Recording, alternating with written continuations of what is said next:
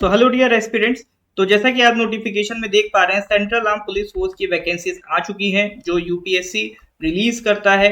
Central arm police force में आप तीन तरह से अप्लाई कर सकते हैं।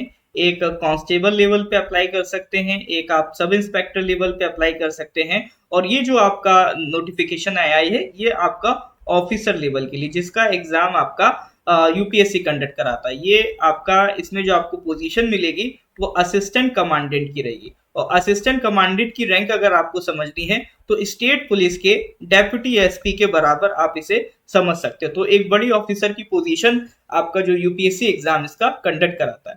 तो इस एग्जामिनेशन से रिलेटेड जो बेसिक बातें हैं कि मान लीजिए इसमें अप्लाई कैसे करना है, क्या पैटर्न रहेगा, क्या लास्ट डेट रहेगी, क्या कितनी वैकेंसीज है, वो सब हम आपका डिस्कस करेंगे। सबसे पहले अप्लाई करने के लिए आपकी वेबसाइट है upsconline.nic.in। इस पे जाके आप डायरेक्ट इसमें अप्लाई कर सकते हैं। अब देखिए यूपीएससी ने एक व्यवस्था कर दी है वन टाइम रजिस्ट्रेशन ओटीआर की। तो आपको एक बार ओटीआर में अपनी डिटेल्स फिल कर देनी है, तो उसके बाद यूपीएससी के और भी जो एग्जामिनेशन आएंगे आप उसका भी फॉर्म अप्लाई कर सकते हो, सिर्फ एक बार डिटेल फिल करके। लेकिन ओटीआर को ध्यान से रखिएगा क्योंकि इसमें जो चेंज है सिर्फ और सिर्फ आप एक बार अपनी पूरी लाइफ टाइम में सिर्फ और सिर्फ एक बार चेंज कर सकते हो, ठीक है। उसके अलावा ओटीआर डिटेल्स के अलावा और कोई अगर आपको मॉडिफिकेशन करना है तो उसकी जो डेट है वो आपको एग्जामिनेशन फॉर्म कंप्लीट होने के एक हफ्ते तक मिलेगी, यानी 15 मई से 21 मई के बीच। अब इसमें सर बात कर लेते हैं लास्ट डे की। तो ये जो आपका फॉर्म है फिल करने की लास्ट डेट है आपकी 14 मई टिल 6 PM, ठीक है। उसके बाद आपका अब जो एडमिट कार्ड होगा वो ऑनलाइन आपको प्रोवाइड कर दिया जाएगा। निगेटिव मार्किंग इसमें आपकी होगी। उसके अलावा और अगर इम्पोर्टेंट बात पे हम आ जाएं तो next important thing is vacancy. तो इसमें सर आपका इन्होंने देखो बीएसएफ, सीआरपीएफ, सीआईएसएफ, आईटीबीपी और एसएसपी, ठीक है। तो इतनी फोर्सेस की इन्होंने इसमें वैकेंसीज निकाली हैं। तो ये आपका पांच क्या कहते हैं, ये इसमें 4 लिखा है, ये 5th होगा। तो ये आपका 5 police force, central arm police force है जिसकी वैकेंसीज इसमें आपको मिलेंगी। टोटल 506 वैकेंसीज हैं जिसमें आप अप्लाई कर सकते हो, बीएसएफ, सीआरपीएफ, आईटीबीपी और एसएसपी। नेक्स्ट अगर सर बात करें, ये आपके टेस्ट सेंटर्स हैं जहां पर एग्जाम होगा। उसके बाद एक बार हम साथ ही साथ एक बार जो इंपॉर्टेंट जानकारी है इसी नोटिफिकेशन के जरिए आपको प्रोवाइड कर देते हैं, ठीक है। एज लिमिट में ध्यान रखिएगा, must have attend the age of 20 years and must not have attend the age of 25 years on 1 August 2024। यानी अगस्त 2024 आपका डेडलाइन है। इससे इसमें आपका 20 से लेकर 25 ईयर्स तक के जो एस्पिरेंट्स हैं वो अप्लाई कर सकते हैं, ठीक है। तो शेड्यूल कास्ट और शेड्यूल ट्राइब के लिए 5 ईयर्स का इसमें रिलैक्सेशन अवेलेबल है। 3 ईयर्स का रिलैक्सेशन बैकवर्ड क्लासेस के लिए अवेलेबल है और 5 ईयर्स का relaxation civilian central government servants का एप्लीकेबल है, ठीक है।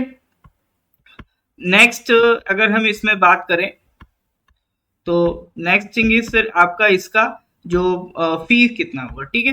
तो इसमें जो फी होगा except female SC ST candidate और जो जनरल कैंडिडेट आप मान लो ये ओबीसी कैंडिडेट, उनके लिए फी होगा आपका 200 रुपी, ठीक है। उसके बाद अगली चीज आ जाती है ओटीआर से अप्लाई करना है, उसमें आप फॉर्म फिल करके फिर उसको अप्लाई कर सकते हैं। नेक्स्ट थिंग आ जाती है सर आपका लास्ट डेट भी मैंने आपको बता दिया है। नेक्स्ट चीज जो मुझे आपको बतानी है that is the pattern of examination, ठीक है। तो ये सारी चीजें एक बार आप चाहें तो अब पढ़ सकते हैं, ठीक है ना, इसमें आपको कोई दिक्कत नहीं होनी चाहिए।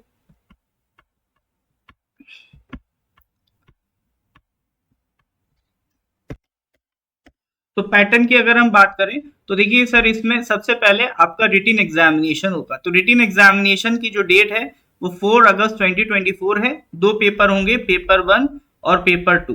पेपर 1 का टाइम है 10 to 12 और पेपर 2 का टाइम होगा 2 से 5 PM। अब देख लेते हैं सर पेपर 1 पेपर 2 में क्या क्या पूछा जाएगा।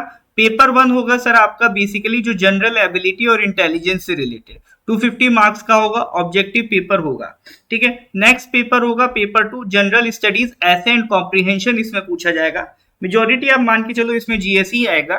तो ये आपका 200 मार्क्स का पेपर होगा। पहला वाला 250 का था, ये वाला 200 मार्क्स का होगा।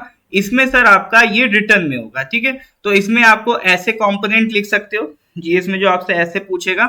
उसके अलावा जो इंग्लिश का आपका प्रीसिस राइटिंग है, कॉम्प्रिहेंशन कंपोनेंट्स है, वो सब आपको इंग्लिश में ही आंसर देने होंगे, ठीक है।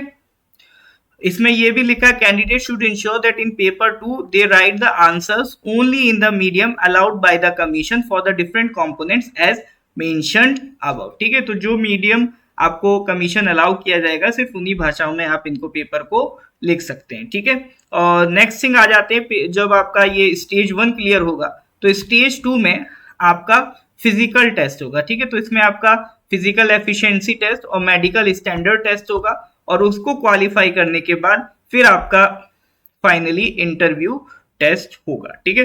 तो वो होगा आपका 150 मार्क्स का, ठीक है। तो उसके लिए एक डिटेल एप्लीकेशन फॉर्म आपको इशू किया जाएगा, वो आपको फिल करके ले जाना होगा, ठीक है। उसके बाद आपकी फाइनल मेरिट लिस्ट बनेगी। जो भी आपने रिटन एग्जामिनेशन में पेपर 1 पेपर 2 दिया था और इंटरव्यू टेस्ट दिया था, उसके मार्क्स टोटल मिला के आपकी फाइनल मेरिट लिस्ट बनेगी। अब इसमें सिलेबस की बात करें तो ये है सर जनरल एबिलिटी और इंटेलिजेंस का सिलेबस। इसमें आपका मेंटल एबिलिटी है ना, आपका general science, current affairs, polity, economy, history, geography, तो ये सारे पेपर्स, ये सारे सब्जेक्ट्स इसमें कवर होंगे। तो मेजॉरिटी आप देख सकते हो इसमें जीएस का पार्ट है, अराउंड 80% आराम से आप कह सकते हो जीएस का पार्ट इसमें कवर है। नेक्स्ट पेपर 2 इसमें जनरल स्टडीज, ऐसे एंड कॉम्प्रिहेंशन होंगे, जिसमें पार्ट ए होगा जो एक ऐसे का क्वेश्चन होगा, मतलब indicative topics are modern Indian history specially of the freedom struggle, geography, polity, economy, knowledge of security and human rights issue and analytical ability, मतलब एक जनरल सा जीएस का ये पेपर होगा। नेक्स्ट पार्ट बी जो है वो आपका इंग्लिश से रिलेटेड होगा, कॉम्प्रिहेंशन, प्रीसिस राइटिंग, ये सारा पार्ट इसमें आपका कवर किया जाएगा। Comprehension, passages, precis writing, developing counter argument, simple grammar and other aspects of language reasoning, ये सब इसमें आपका कवर किया जाएगा, ठीक है। तो ये सर हमारा आपका नोटिफिकेशन था। इसके बाद भी अगर कोई डिटेल है तो आप कमेंट सेक्शन में उसको रख सकते हैं, we will answer for your any query. So thank you very much, best of luck for the examinations. इसी तरह की नोटिफिकेशंस के लिए सेंट्रल एग्जाम अपडेट्स की चैनल को सब्सक्राइब कर लीजिए। मिलते हैं अगले नोटिफिकेशन में, till then goodbye, have a nice day.